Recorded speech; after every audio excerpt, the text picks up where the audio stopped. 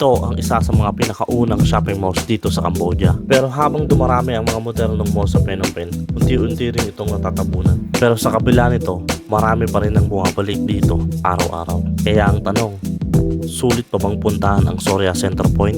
Kasi andito ngayon tayo sa Soria Central Point. Aalamin natin kung sulit pa bang pumunta rito. Tara, sama ka. Pagdating sa ground floor, iba't ibang klase agad ng tindahan ng sasalubong sa'yo. May mga stores para sa mga bata at mga pwedeng libangan para sa buong pamilya.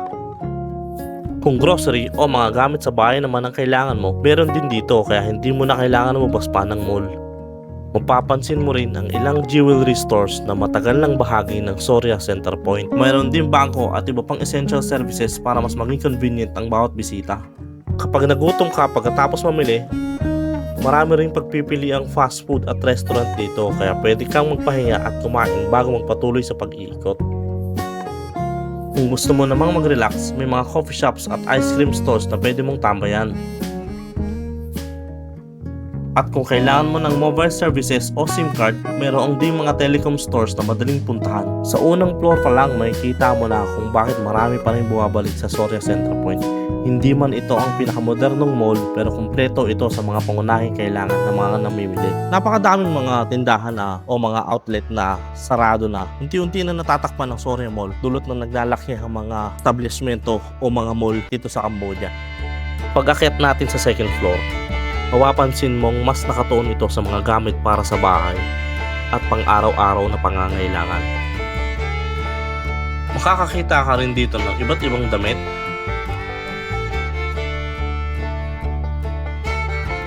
sapatos,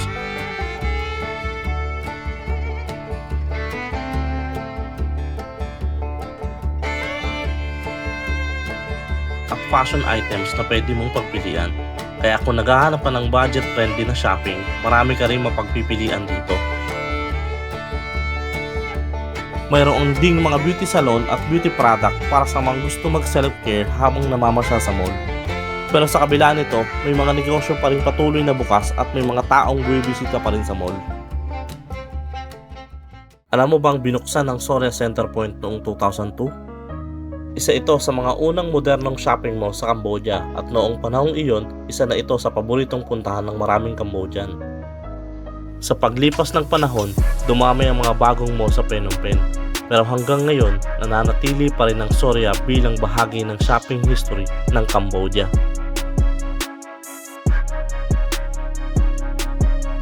Pagdating sa 4th floor, dito mo makikita ang food court ng Soria Center Point. Kaya pagkatapos mong mamili, magandang lugar din ito para magpahinga at kumain kasama ang pamilya o mga kaibigan.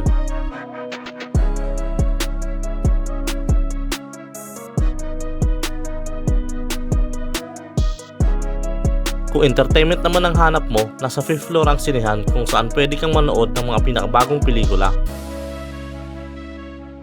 At syempre, hindi rin mawawala ang arcade.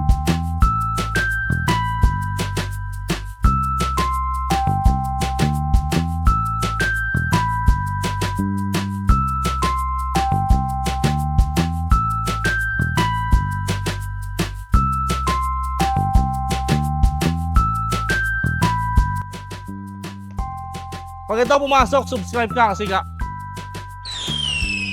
boom!